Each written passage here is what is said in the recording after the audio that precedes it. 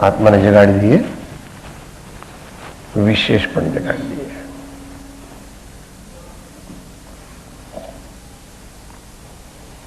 દેવ અમારા શ્રી અરિહંત ગુરુ અમારા ગુણિયલ સંત,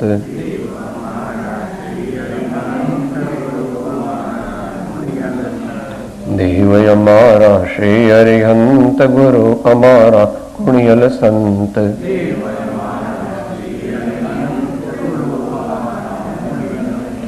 દેવ અમારા શ્રી અરિહંત ગુરુ અમારા ગુણિયલ સંત,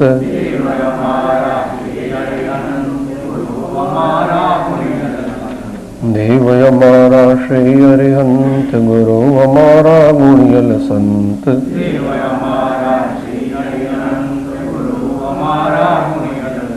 દેવ અમારા શ્રી અરિહંત ગુરુ અમારા ગુણિયલ સંત, દેવ અમારા શ્રી અરિહંત ગુરુ અમારા ગુણિયલ સંત, દેવ અમારા શ્રી અરિહંત ગુરુ અમારા ગુણિયલ સંત.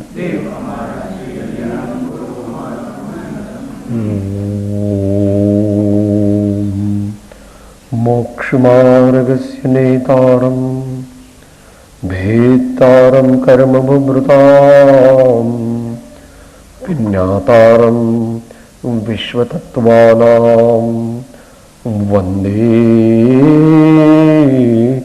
તદ્ગુણલબ્ધયે, વંદે તદ્ગુણલબ્ધયે.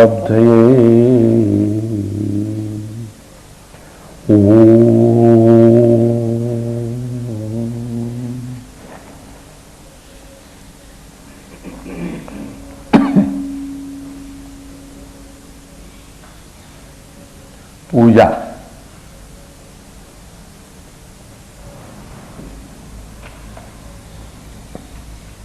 સ્વરૂપ અને પ્રયોગ.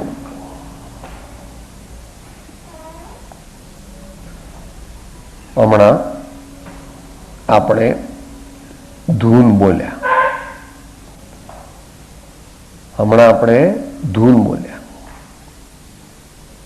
એ ધૂન બોલવાનું ફળ કેટલું? 5 થી 10%. એ ધૂન બોલાતી હતી ત્યારે શું વિચારો ચાલતા હતા?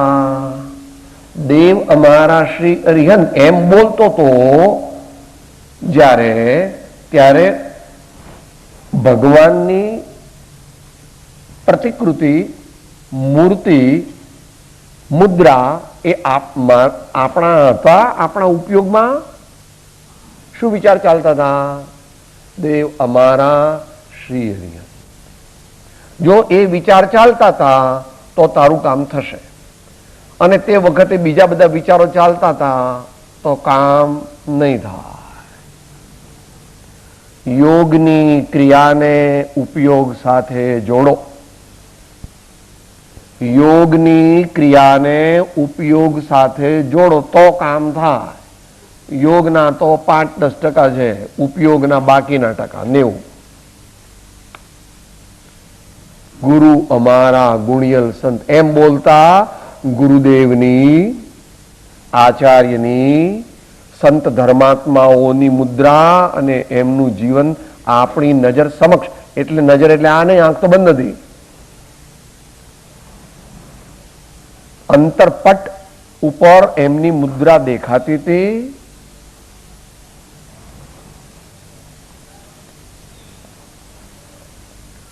પૂજા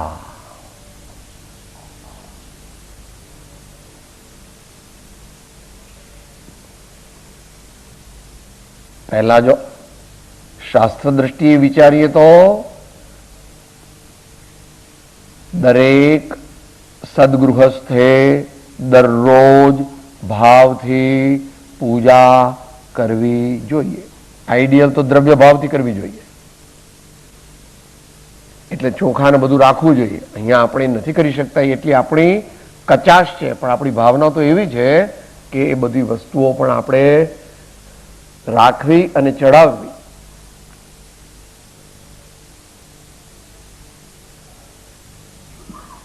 ભગવાને ગૃહસ્થને જે આજ્ઞાઓ કરી એમાં પહેલી આજ્ઞા એ છે દેવ પૂજા, પરમાત્માની ભાવપૂર્વક દર્શન કરીએ, પરમાત્માની ભાવપૂર્વક પૂજા કરીએ. અને પછી હમણાં જે ધૂન બોલ્યા એમાં ઉત્તર ચરણ હતું, પાછળનું ચરણ એ બીજી આજ્ઞા છે. ગુરુ પાસ્તે, સંતોની, ગુરુઓની, ધર્માત્માઓની વિનયપૂર્વક ભાવપૂર્વક સેવા કરવી. સેવા કરવી એટલે દરેક પ્રકારે સેવા કરવી. એમનો વિનય કરવો, એમનું સન્માન કરવું, એમની પાછળ પાછળ ચાલવું, ધીમેથી ચાલવું, મોટે અવાજે બોલવું નહીં, તેઓની આજ્ઞાને સમજવાનો પ્રયત્ન કરવો. તે ન બોલતા હોય તો તેમની મુદ્રા શું આપણને ઉપદેશ આપે છે. સદગુરુનો ઉપદેશ તો 10-15% વાણીથી છે. એમનો મુખ ઉપદેશ જે છે, એમની મુદ્રા જે છે, એમના જે સમસ્ત વ્યક્તિત્વની જે રેખાઓ છે, એના ઉપરથી તું જો સમજે તો તું સાચો શિષ્ય.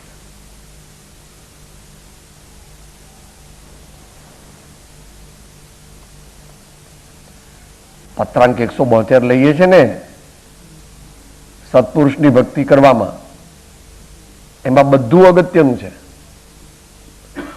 પણ ઉત્તમ સાધક માટે સૌથી અગત્યનું શું છે? જે સૌથી લાંબુ વાક્ય છે તે વાક્ય એટલે પેટા વાક્ય. તેમની મન, વચન, કાયાની પ્રત્યેક ચેષ્ટાના અદ્ભુત રહસ્યો ફરી ફરી નિધિધ્યાસન કરવા. એના સિવાય આપણે બધું કરીએ છીએ. એક પહેલું નથી કરતા અને એક આ છઠ્ઠું નથી કરતા. પહેલું નથી કરતા શું? એ તો સાહેબ તમારી વાત જ જવા દો. મારે તો દીકરા વિના એક દિવસ પણ ન ચાલે. અમારે આવું ખાવાનું તમારે જેવું ન ચાલે જરાય. 2-3 ચટણી, અથાણા બધું જોઈએ જ મારે. એકદમ મારે એર કન્ડિશન વગેરે બધું જોઈએ. બિલકુલ એમાં ગડબડ ન ચાલે.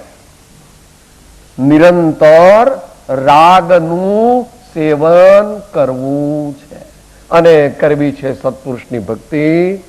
કેટેગોરિકલ રિફ્યુઝલ છે કે ભગવાનનું માગતો અનેકાંત ના, અનેકાંત દ્રષ્ટિયુક્ત એકાંત, અનેકાંત નહીં. શેની વાત ચાલે છે? ગુરુ ઉપાસની વાત ચાલે છે.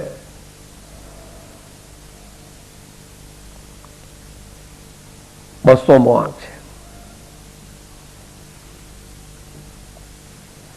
છઠ્ઠો મુદ્દો, જ્ઞાનીની આજ્ઞાનું આરાધન તે કરી શકે કે જે એક નિષ્ઠાએ તન મન ધનની આસક્તિનો ત્યાગ કરી તેની ભક્તિમાં નિરંતર ઉદાસીનતાનો ક્રમ સેવવો.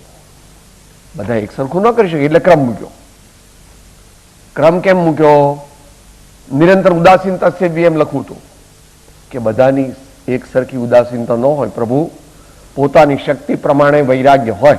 ત્યાં ઉદાસીનતાનો અર્થ પેલી ઉદાસીનતા નથી, અહીં ઉદાસીનતાનો અર્થ વૈરાગ્ય એમ છે. રાગદ્વેષ ઘટાડવા. એ તો આપણને માન્ય નથી તો આગળનું કશું કરી શકે નહીં. એકડા વિનાના મીંડા એ પ્રમાણે પ્રીતિ વગરની ભક્તિ તે 5-10% ફળ આપે. એ કેમ આપે?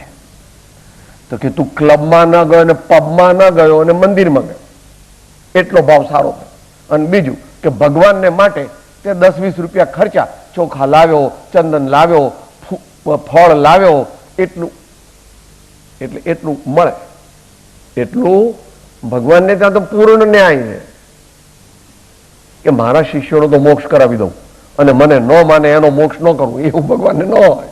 જે એવું હોય ભગવાન હોય. ભગવાનને તો સર્વ જીવો સરખા છે.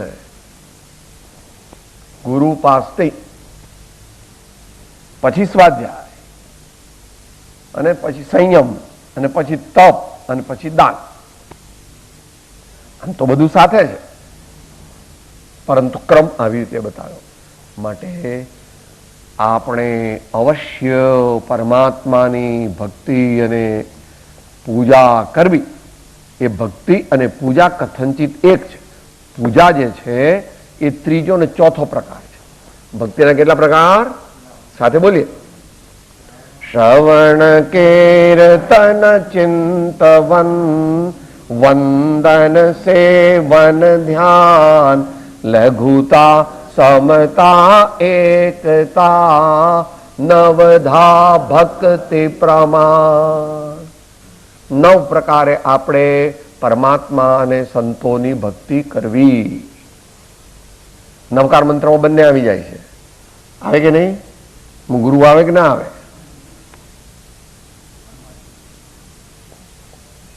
ત્રણ પદ ગુરુના છે અને 2 પદ ભગવાનના છે.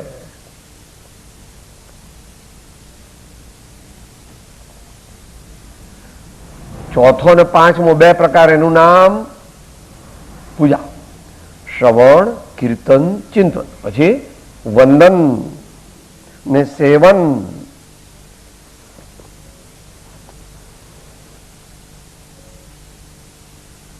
પદ જજત હરત ભવ ફંદ પાવત મોક્ષમહી.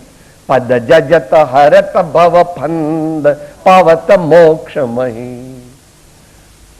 તમે જેવી રીતે 500 ની નોટો ગણો છો, એને તે વખતે તમારા જેટલું એટેન્શન હોય છે, અને માતાઓ બાબલાને નવડાવીને પછી આમ કોરો કરીને પછી બરાબર પાવડર છાંટીને પછી અહીંયા પેલું ટીલું કરે છે, પછી આંગ એ વખતે જેવો ભાવ એના પ્રત્યે હોય, એનાથી વધારે ભાવ જ્યારે ભગવાનની ભક્તિ કરે ત્યારે પદ જજત હરત ભવ ફંદ. 5 પ્રકારના સંસારનો નાશ. દ્રવ્ય, ક્ષેત્ર, કાળ, ભાવ અને ભવ. 5 પરાવર્તન રૂપ સંસાર છે. સિદ્ધાંત પદ જજત હરત ભવ ફંદ. ગયો સંસાર જવાનો. કે તમે અજ્ઞાની આવો ભગતડા એવું તમને ખબર ન પડે. સંસાર તો એમ જતો હશે કે ભાઈ તું કે એ વાત જુદી છે. આચાર્ય અમારા આરાધ્ય દેવ એમ કે છે કે આલંબનમ ભવજલે પતતામ જના. જે મનુષ્ય પરમાત્માના ચરણને સેવે છે ભાવથી, સમજણપૂર્વક, એનો અલ્પકાળમાં નાશ થાય છે. આવું બધું તમે આવેશ તો ઇમોશનલ છો ને સાહેબ, ભાવુક છો ને, તમારે આ ઉપર માળ ખાલી એટલે ગમે તેમ તમે કે કાંઈ વાંધો નહીં ભાઈ, અમે તો જેવા છીએ તેવા છીએ. પણ અમારા પ્રેરક સંતો શું કહે છે? અબ કાલ લબ્ધિ બલ તય દયાલ તુમ દર્શન પાય ભયો ખુશાલ. મન શાંત ભયો મિટી સકલ દ્વંદ્વ ચાખ્યો સ્વાતમ રસ દુઃખ નિકંદ. મન શાંત ભયો મિટી સકલ દ્વંદ્વ ચાખ્યો સ્વાતમ રસ દુઃખ નિકંદ. હો 3 લોકના નાથ, પરમાનંદ રસ લીન, એમાં મારી ચિત્તવૃત્તિ જોડાતા મારી ચિત્તવૃત્તિને પણ મારા સ્વામીનો ચેપ લાગી ગયો. મારા સ્વામી 3 લોકના નાથ પરમ અતિન્દ્રિય આનંદ રસની અંદર ડૂબેલા, એમને સાથે મારી ચિત્તવૃત્તિ જોડાઈ તો મારી ચિત્તવૃત્તિને પણ એમની દશાનો ચેપ લાગી ગયો. એટલે શું થયું? મિટી સકલ દ્વંદ્વ ચાખ્યો સ્વાતમ રસ દુઃખ નિકંદ. ભજીને ભગવંત ભવ અંતલો. તો ભક્તિ 100% સાચી. ભજીને ભગવંત ભવ. જેને સ્વર્ગ જોઈએ છે, શેઠિયા અને રાજા બધું થવું છે, એને માટે સાચી ભક્તિ નથી. એ તો બધું એને પાછું હતો ત્યાં આવી જવાનો. એવું છે ભાઈ, એવું સ્વર્ગ જોઈતું નથી. એવું સ્વર્ગ જોઈતું. સ્વર્ગ અત્યારે ફરજિયાત છે એ વાત જુદી થઈ ગઈ જ્ઞાનીને માટે, પણ જોઈતું નથી. પણ એવું જોઈએ છે એ પછી શાસ્ત્રી વાત છે. એક જ જગ્યાએ અહીંથી જવાય છે, ત્યાં જાય તો ફરજિયાત બીજે ભાવ મોક્ષ જ જવું પડે. ક્યાં આગળ બા? લોકાંતિક દેહ. કે આ શું ચાલે છે? તમે પંખી બની ગયા કે હા આ પાંચમું સ્વર્ગ તો આટલું મોટું છે, એમાં આટલે સુધી તો બધાને એન્ટ્રી છે, બધાને એટલે એને યોગ્ય પરિણામ કર્યા, પણ અહીંયા એન્ટ્રી છે નહીં, મિથ્યા દ્રષ્ટિ જઈ શકે નહીં. એનું નામ લોકાંતિક દેવ, એનું બીજું નામ બ્રહ્મર્ષિ, બાળ બ્રહ્મચારી, કરોડો વર્ષ સુધી બ્રહ્મચર્ય પાળે, તત્વજ્ઞાન પરમાત્માની ભક્તિમાં જાય, પણ ફરજિયાત ત્યાંથી જાય એટલે મોક્ષ જ જાય. મનુષ્ય ભાવ અને મોક્ષ, બીજો ભાવ ન થાય.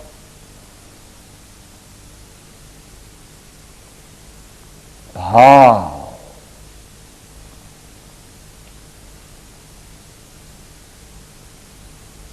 તો મહેનત કરવી પડશે, જે છીએ એ ભૂલવું પડશે. અંદરમાં માની રાખ્યું છે ને, એમ કે છે કૃપાણુદેવ, હું વાણ્યો છું, એમ રોમે રોમે વ્યાપી ગયું છે, તે કાઢવાનું છે. બરાબર? કેટલામું પૃષ્ઠ સંખ્યા 707. રોમે રોમે વ્યાપી ગયું એ કાઢવાનું છે. જે પોતાને વાણિયો માને, બ્રાહ્મણ માને, ક્ષત્રિય માને, રજપૂત માને, સ્ત્રી માને, પુરુષ માને, ડોક્ટર વકીલ માને, કરોડપતિ માને, ગરીબ માને, એ જીવ અજ્ઞાની છે. એ કાઢવાનું છે. એ મારું સ્વરૂપ નથી, એ તો કર્મજનિત ટેમ્પરરી રેસિડન્સ છે.